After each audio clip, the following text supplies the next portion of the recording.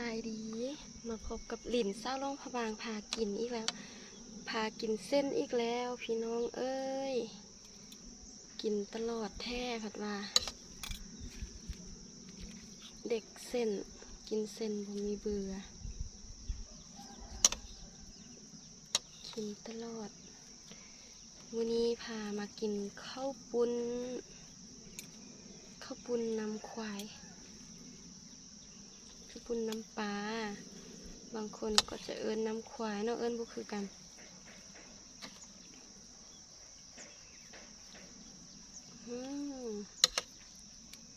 เนี่ยขออนุญาตแต่งหน้าหน่อยนึงเด้อ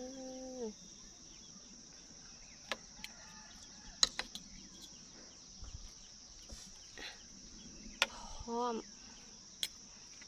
สดคำหนึ่งม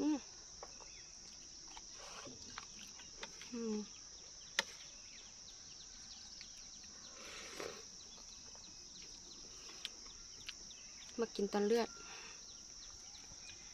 สั่งเขาเอาตอนเลือดหลายๆวิขออนุญาตถ่ายรูปเด้อ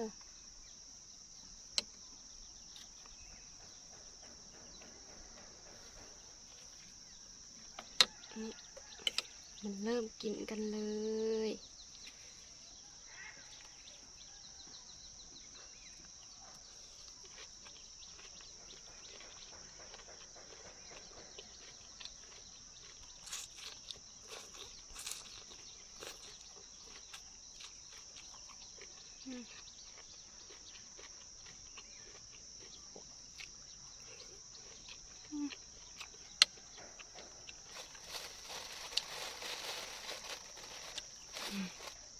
ผักกับเสื่องไว้ก้อง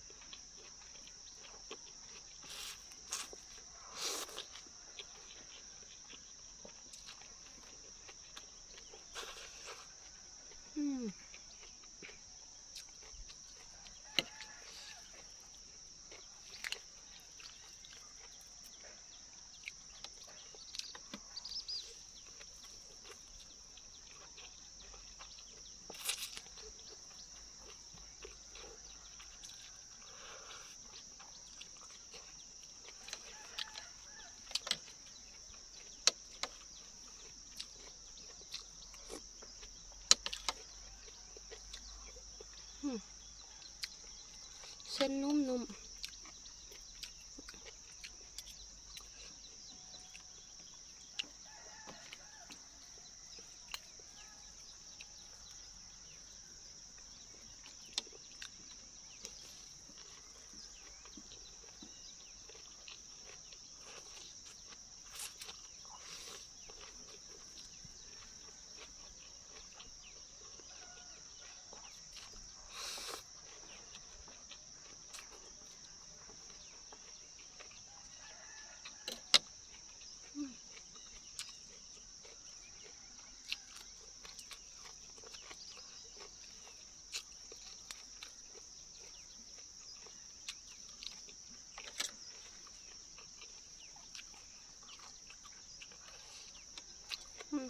เนาะ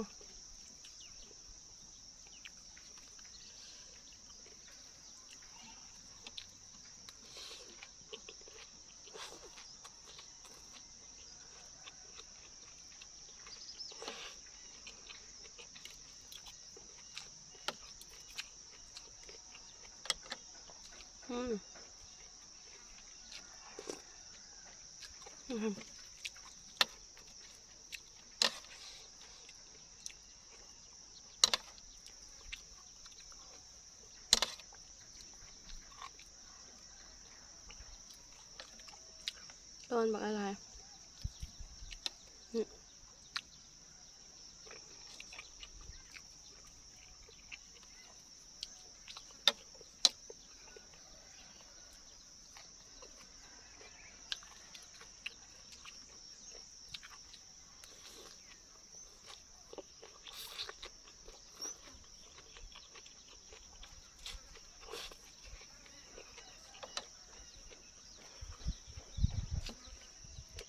มาเด้อผู้ใดมักกินเส้นนำกันละมาเด้อ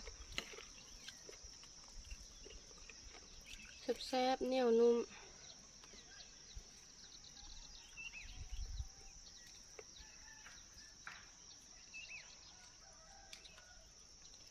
กินข้าวปุ้นน้ำปลา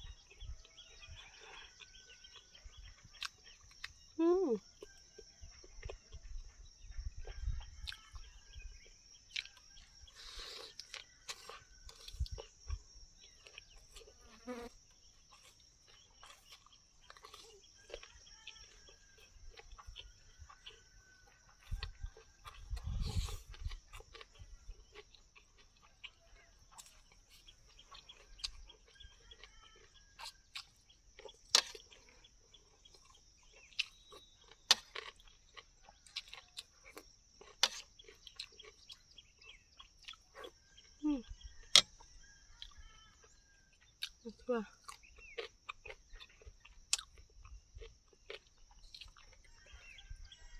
ใส่น้ำกันเลยเนาะ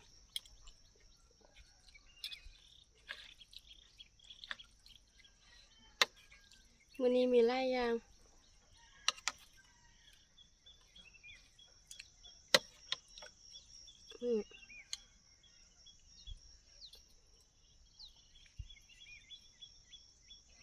นัวดีนะพี่น้อง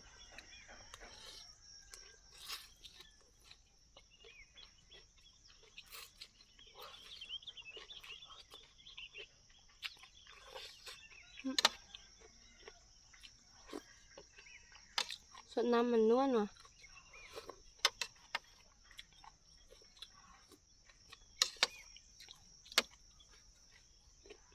ตอนเลือด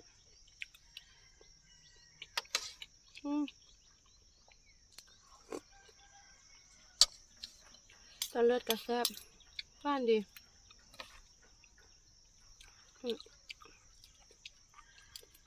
มักปี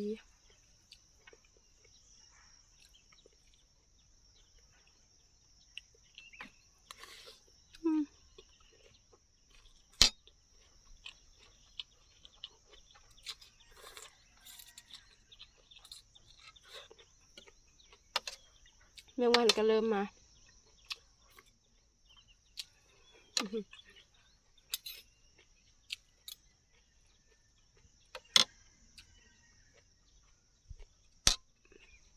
ตับ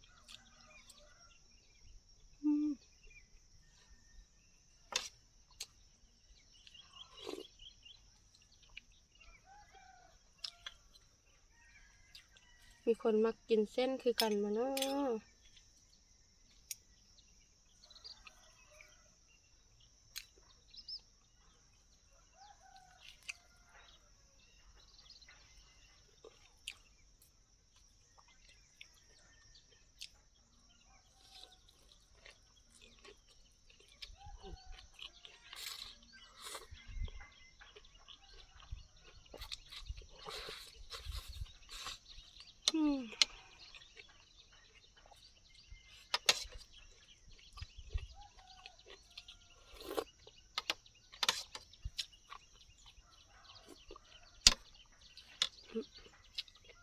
ทั่ว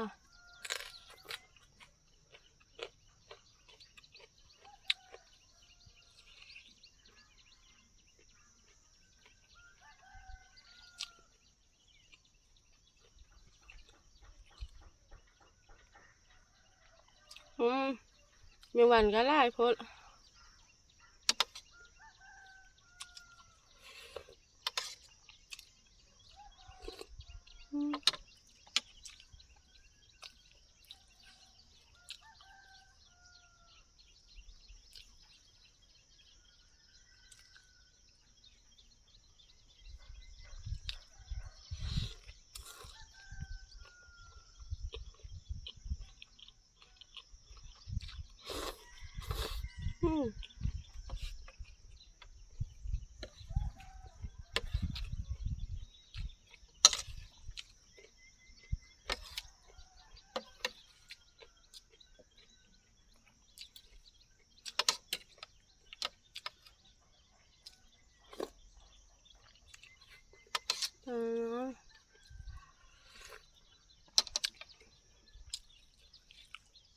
แซ่บขนาดเลย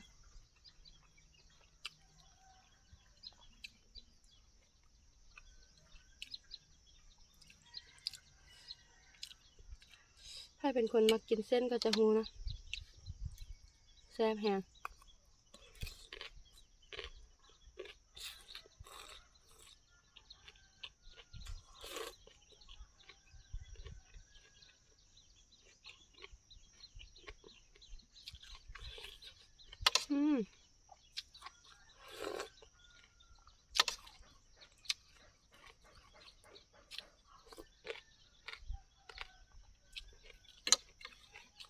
ค่ะ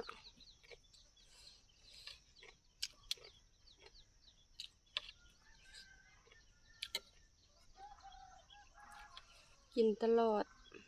บ่มีเบื่อเด้อคนเบิ่งกับอย่าเฝ้าเบื่อกันเด้อ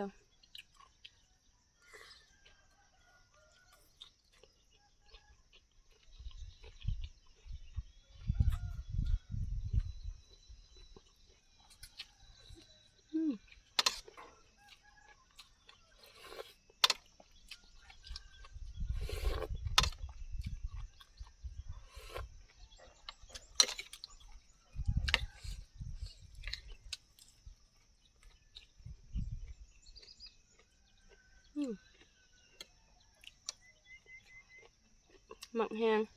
กินจนเกือบเบิด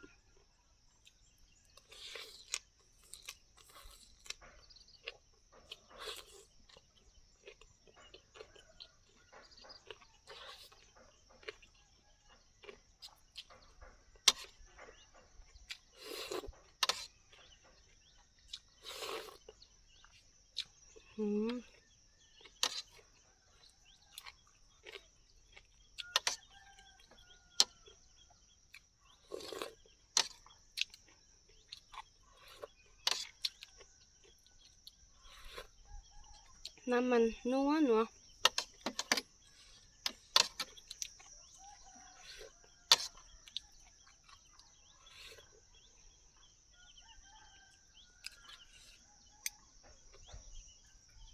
ต้องเลือกคำสุดท้ายเด้ออิ่มแล้วเด้อ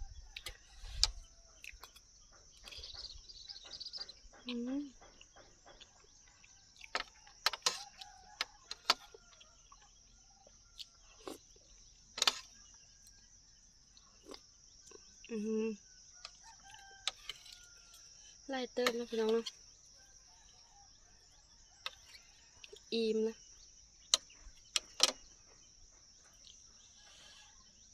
คือเก่านะพี่น้องนะผู้ใดมากก็ฝากกดไลค์กดแชร์กดติดตามให้เด้อขอบใจบาย